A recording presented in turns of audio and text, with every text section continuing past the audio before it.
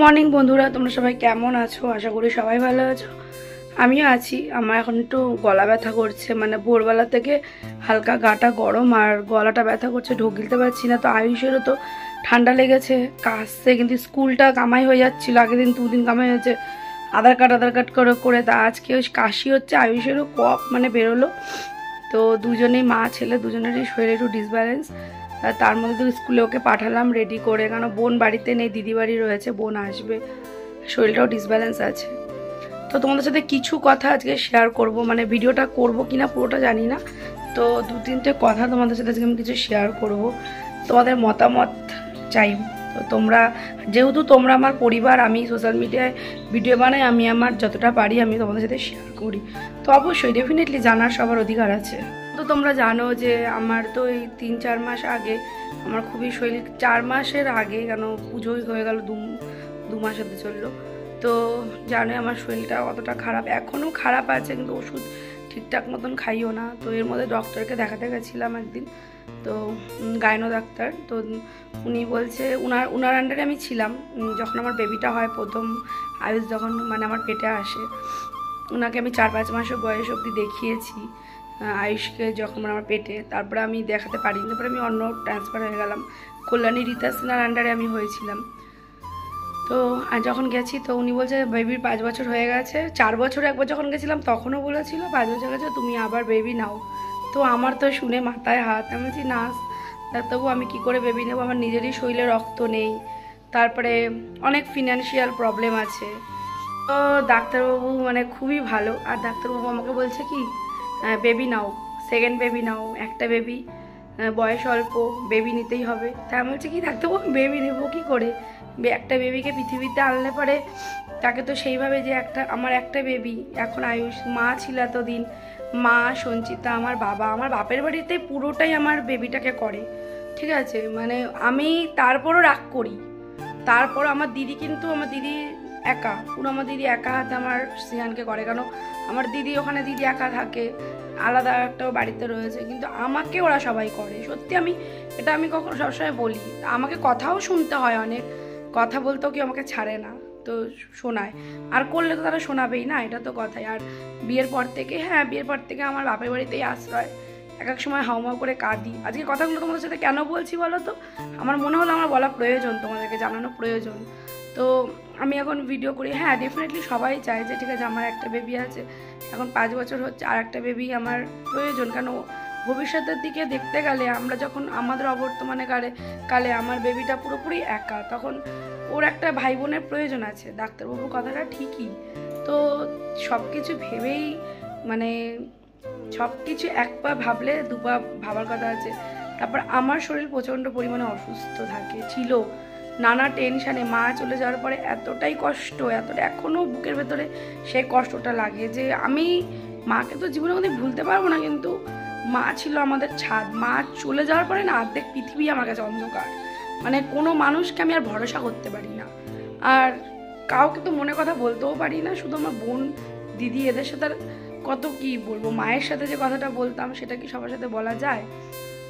তো এই ভিডিওটা এটাই একটা কারণ, তোমাদের সবার মতামত, যে সবাই বলবে, সবাই কথাটাই বলে, আর এটা কোনো লজ্জার কথা না, এটা একটা সাধারণ কথা। তো তারপরে ডাক্তারবাবু আমাকে এই কথাটা বলছে যে সেকেন্ড বেবি তোমার নেওয়া উচিত এই মুহূর্তে।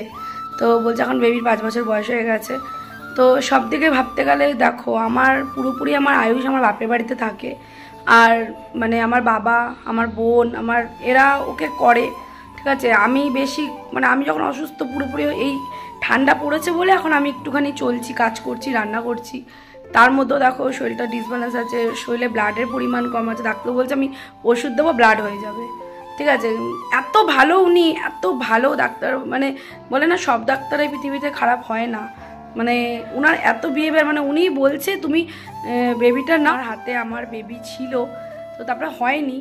তো এক সময় না খুব ইচ্ছা করে আমি সেকেন্ড বেবি হবে, আমার 2টো বেবি হলে, ওরা 2 ভাই বোন, কেন আমার পরবর্তীকালে আমার বেবিটাকে দেখার জন্য, মানে দেখার জন্য না, সরি, আমার বেবিটার সঙ্গে ওদের একটা ভাই বোন থাকলে, যেমন আমার মা নেই আজকে, আমার বোন আছে, দিদি আছে, ঝগড়া করি, ঝাঁটি করি, যাই করি ওদের সাথে শেয়ার করি সব কিছু। দিদি এটা দেখ, এটা যাই, এই যে 3 বোন মিলে গেলাম, তো ভাই বোনের না জীবনে প্রয়োজন আছে, ভাই বোনের সাথে ঝগড়া হোক ঝাঁটি হোক, ভাই বোনের প্রয়োজন আছে ভাই বোনের। আর কিছু কিছু ভাই বোন যারা থাকে তারা প্রচণ্ড স্বার্থ নিয়ে চলে, স্বার্থ থাকে, সেটা তো আছেই। তো ছোটদের বিশেষ করে, যেমন আমার বোন এই যে নিঃস্বার্থভাবে সব কিছু করে, ওর কখনো স্বার্থ দেখি না, তাও ওর প্রতি রাগ করি আমি, ওর প্রতিই রাগ করতে পারি, দিদির প্রতি রাগ করি, ঠিক আছে। আমার দিদি বোন ওরা এত আমার জন্য করে, তাও রাগ করি। দিদির সাথে তো যদি কোনো আমাকে একটু 19-20 কথা বলে তো আমি কথা বলি না, ওই বলবে হ্যাঁ তোকে কোনো কথা বলা যায় না। এটা আমার সাথে হয়, কেন আমি আমি এরমই বড় হয়েছি। আর আয়ুষের তো 5 বছর, সিয়ানো ওইদিকে।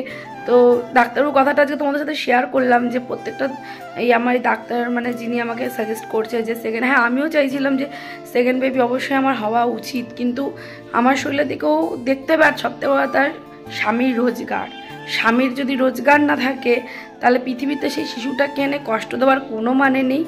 আর এখনকার যা যুগ, আগের যুগটা আলাদা ছিল। আমি হসপিটালে গেছিলাম যখন আমার আয়ুষকে মানে যখন পেটে ছিল 8 মাস, ছবি আমার রীতা সিনহা, সবাই বলে রীতা সিনহার হসপিটালে নাকি অনেক চার্জ, কিন্তু উনি আমার বাচ্চাটাকে আমাকে বাঁচিয়েছে। যার কাছে মানে সবাই কিন্তু সব রকমভাবে খারাপ হয় না, ঠিক আছে। মানে যেটা আমার কাছে শ্যুট না সেটা অন্য লোকের কাছে শ্যুট, এটা হতেই পারে। হসপিটালে কি হচ্ছে না, হাজারো বাচ্চা হচ্ছে, আমরা 3 বোন হসপিটালে হয়েছিলাম।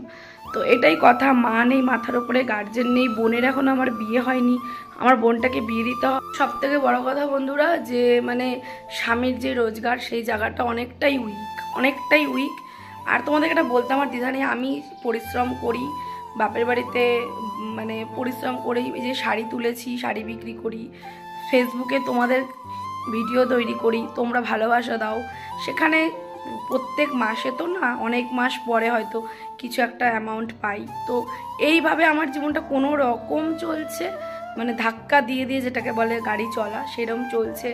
আয়ুষের স্কুলের খরচা বাপের বাড়ির থেকেও অনেকটা দেয়, আমার বর যেটুকুনি পারে ও করে, আমি যেটুকুনি পারি, মানে সবাই মিলে প্রাণগুলো বেঁচে আছে। তারপরে যদি আর একটা বেবি আমি নিই বা বেবি আসে, তখন আমাকে পুরোই ঘরবন্দি হয়ে যেতে হবে 10 মাস, তারপরে বেবিটা হবে, তাকে আবার দেখতে হবে। তখন তো আমার মা ছিল, আয়া রেখে দিয়েছিল, তারপরে অনেক ব্যাপার আছে না, তো সেগুলো সব কিছু ভেবেই সেকেন্ড বেবিটার কথা ভাবি না।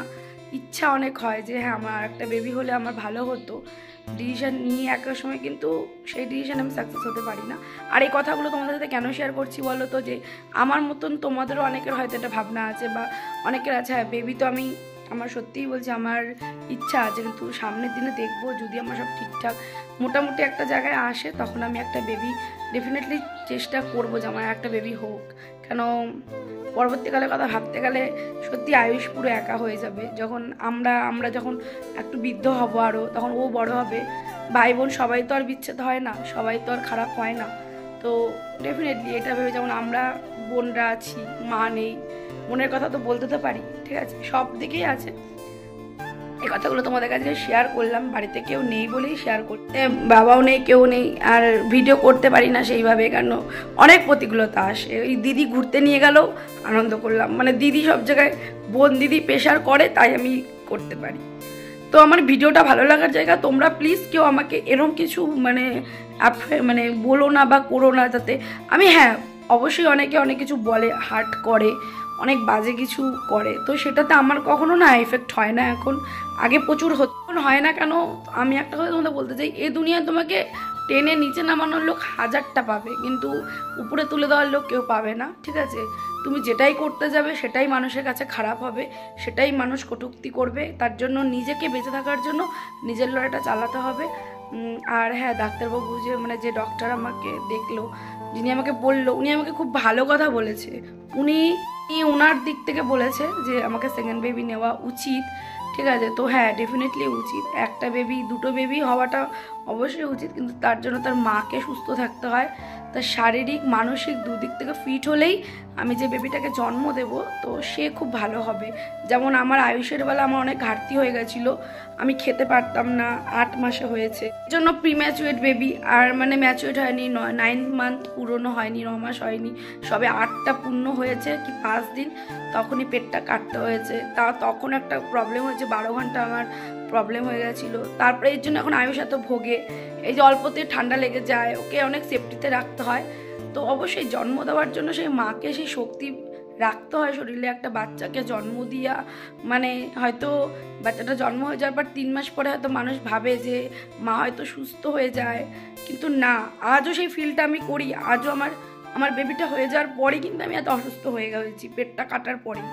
তো এটা অনেক বড় একটা অপারেশন, এটা অনেকটাই কাটা। এবার মানুষ যারা তুচ্ছ করে না যে মা হওয়া অনেক সোজা আর মাদের নিয়ে অনেক জ্বালা যন্ত্রণা, তো মায়েদের জীবনটা না এতটাও সোজা না, মায়েদের লড়াইটা অনেক বড় লড়াই। তো তোমাদের সাথে এটা শেয়ার করলাম, তোমাদের সবার মতামত রেখো। আর হ্যাঁ, ডেফিনেটলি আমাকে আশীর্বাদ করো তোমরা, যেন আমি সামনের দিনগুলো এগোতে পারি। আর ডেফিনেটলি আমি যদি সুস্থ হই, আমি যদি সেইভাবে আমার মনে হয় যে আমি এখন ঠিক আছি, তাহলে আমি সেকেন্ড বেবির কথা অবশ্যই ভাববো, কেন আমার ভাবা উচিত। তো এটা তোমাদের সাথে আমি পুরোপুরি আমার মন থেকে শেয়ার করলাম কথাটা। তো চলো, সবাই ভালো থেকো, সুস্থ থেকো, চলো টাটা।